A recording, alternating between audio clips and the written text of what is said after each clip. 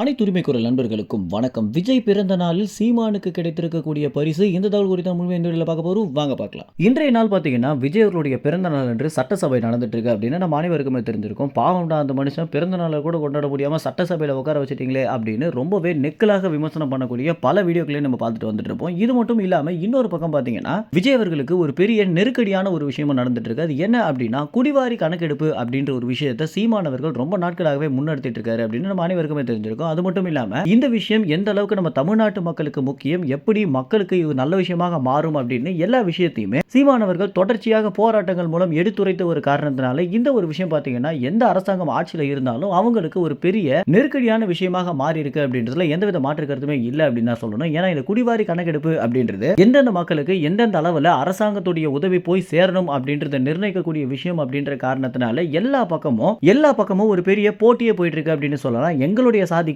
இவ்வளவு பங்கீடு வேணும் அப்படின்றதுல ஆரம்பிச்சு எங்களுடைய சாதியும் ரொம்ப கஷ்டப்படுற சாதி தான் அப்படின்னு அரசாங்கத்தையே இந்த சில சமூகங்கள் பாத்தீங்கன்னா அலற விட்டுட்டு வந்துட்டு இருக்காங்க. இதன் காரணமாக தான் இதற்கு முன்னதாக இருந்த ஸ்டாலின் அரசாங்கமும் சரி, தற்போது இருக்கக்கூடிய விஜய் அரசாங்கமும் சரி, இது குறித்து எந்த ஒரு விஷயத்தையும் முன்னெடுக்காம இருந்துட்டு இருக்காங்க. இந்த விஷயத்தை கையாளுவதற்காகவே சீமானவர்கள் பாத்தீங்கன்னா பல யுத்திகளை அரசாங்கத்திற்கு கற்றுக் கொடுத்து கூட இந்த விஷயத்தை சரியாக கட்டமைக்க முடியாத ஒரு காரணத்தினால தான் இந்த விஷயத்தை தொடர்ச்சியாகவே நிலுவையில் அரசாங்கம் வச்சுட்டு வந்துட்டு இருக்காங்க. ஆனா இந்த முறை பாத்தீங்கன்னா விஜய் அவர்கள் இது குறித்த ஒரு முடிவை எடுத்தே தீரணும் அப்படின்னு எல்லா பக்கங்களில் இருந்தும் விஜய்க்கு ஒரு கடுமையான நெருக்கடி போயிட்டு இருக்கு. குறிப்பாக பத்திரிகையாளர் ரவீந்திரன் துரைசாமி அவர்கள் பாத்தீங்கன்னா இந்த குடிவாரி கணக்கெடுப்பை எடுத்தே தீரணும் அப்படின்னு அரசாங்கத்திற்கு நிறைய அழுத்தம் கொடுக்கணும் அப்படின்ற காரணத்தினாலேயே பல இயக்கங்களை வச்சு ஒரு போராட்டத்தை முன்னெடுக்க போறாரு அப்படின்றது தெரிய வந்திருக்கு. அது மட்டும் இல்லாம இந்த விஷயத்திற்கு சீமானவர்களுக்கு ஒரு பெரிய சாதகமாக மாறுவதற்கு என்ன காரணம் அப்படின்னா குடிவாரி கணக்கெடுப்பு அப்படின்ற விஷயத்தை முதல் முறையாக தமிழ்நாட்டில் முன்னெடுத்தது சீமானவர்கள் தான் அப்படின்னும், அது மட்டும் இல்லாம ஆளுங்கட்சியாகவோ எதிர்கட்சியாக கூட அமராத சீமானவர்களுக்கு இது குறித்த அறிவு இருக்கு அப்படின்னா எதனால